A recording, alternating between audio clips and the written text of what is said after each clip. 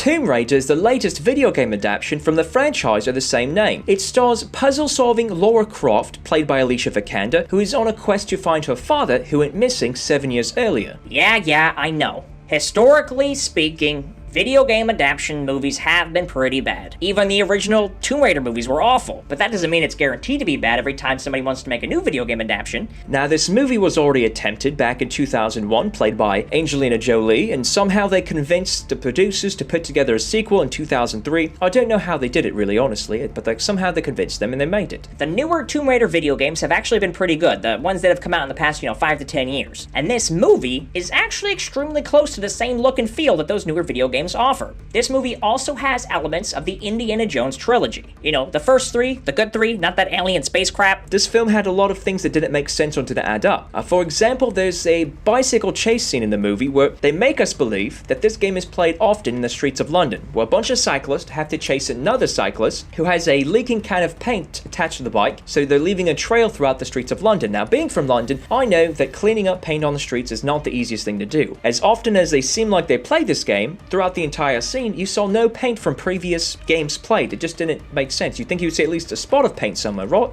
So the first action sequence was this bicycle chase scene through the streets of London. I wanted to punch myself in the face. It sucked. There wasn't even good music to go with it or nothing.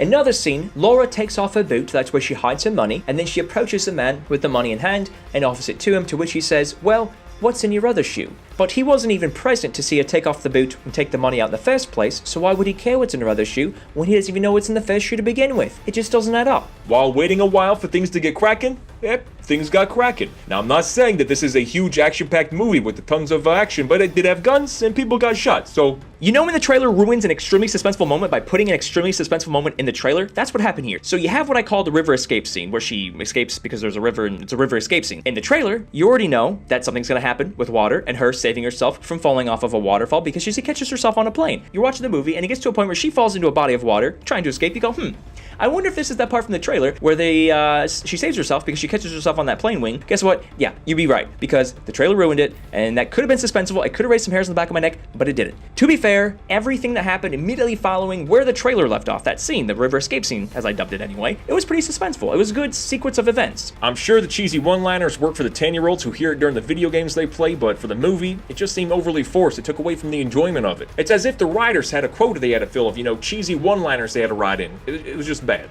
There was still stuff there that the trailer didn't ruin, but the fact that the trailer ruined that one big moment, it was disappointing. I couldn't even laugh at how bad it was. That is how bad it is. For how many video game adaptation movies I've absolutely hated, including the Angelina Jolie versions of this, I didn't leave the theater this time angry, so take that as you will. 7 out of 10.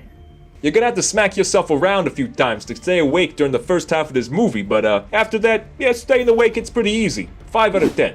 If comparing this one to the other Tomb Raiders, well, this one is definitely more suspenseful, even if it took a while to get to that point. 6 out of 10. This movie was consistency at its worst. 2 out of 10.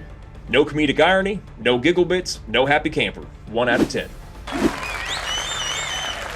We here at Who's Review give Tomb Raider the overall rating of, well, at least it's better than the other ones. If you were looking for an insanely action-packed movie with tons of elements of suspense, you're probably gonna have to look elsewhere. If you're looking for a video game adaptation movie that's not half bad, this could be it. Now, as they were saying earlier, there are some Indiana Jones elements in this movie, especially while they're in the tomb. And me being a huge indie fan, I enjoyed seeing elements from The Last Crusade, Temple of Doom, and of course Raiders of the Lost Ark. So you might actually enjoy this movie better than the average fan, or the average moviegoer, because Indiana Jones. It's awesome. Well, that's our review. What do you think? Have you seen Tomb Raider? Were we way off? Right on? Let us know in the comment section below and we'll check it out and respond. As always, if you want to see the reviews coming out in the future, you gotta subscribe to this channel. We hope you guys had a great time here and we'll see you guys next time on Who's Review.